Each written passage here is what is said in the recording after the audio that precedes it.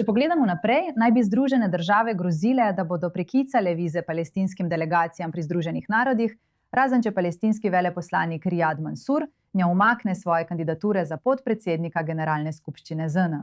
V razkriti opombi State Department obtožujejo Mansourja, da je večkrat obtožil Izrael genocida in pravijo, da bi mu dodelitev višje funkcije pri Združenih narodih povečala napetosti in spodkopala prizadevanja predsednika Donalda Trumpa za mir. No, to je milo rečeno. Nazaj k vam, Mike Wagenheim. Ali se to res lahko zgodi?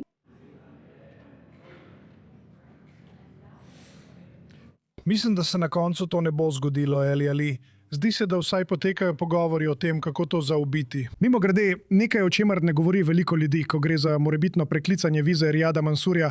On ni samo Palestinec, ampak je tudi ameriški državljan. Kar težko je preklicati vizo ameriškemu državljanu. In za razliko od tega, da bi bil veleposlanik v Združenih državah, je on veleposlanik pri ZN ali odposlanec pri ZN. In Washington ni odgovoren za akreditacijo pri ZN. To malo oteži stvari, če veste, kaj mislim. Torej, se zdi, da bo glede tega dosežen nekakšen kompromis. Koliko časa bo to trajalo, trenutno ni jasno, vendar so Združene države precej odločne, tako kot so bile, ko so pred nekaj meseci pritiskale na Mansourja, naj umakne svojo kandidaturo za predsednika Generalne skupščine ZN.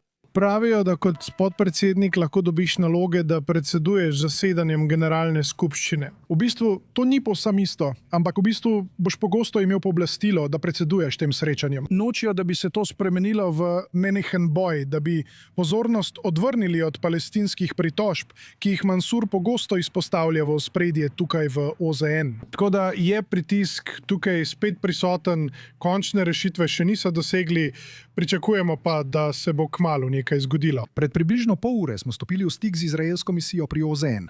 Zaenkrat so zavrnili komentar, so pa povedali, da bodo morda imeli kaj na voljo prihodnji teden.